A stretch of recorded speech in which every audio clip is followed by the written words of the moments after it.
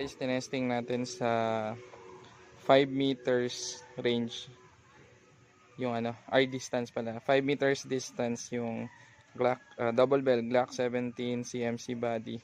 Hindi po nabasag yung bote. So gagawin natin, bawas tayo ng 1 meter.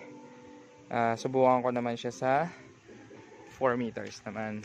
Ito yung 5 meters. Ayan, nakabaliktad. Ito yung 5 meters. Atras tayong konti dito. Sa 4 meters tayo. Okay, sa testing natin. Buhay pa yung target natin. Ito.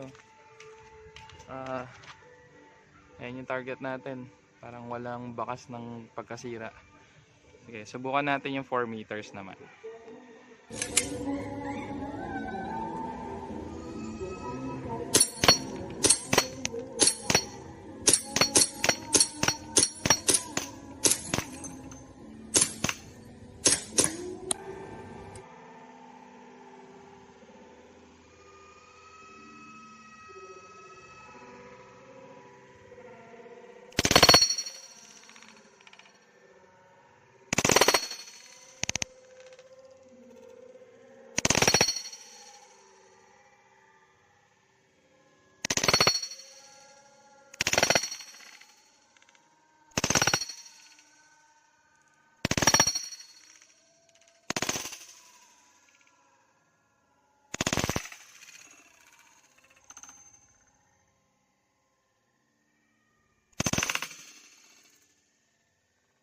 So yan guys, yung result ng ating experiment, hindi pala kayang basagin ng double bell Glock 17 CMC body ang bote ng Hinebra in 5 meters distance using 0.28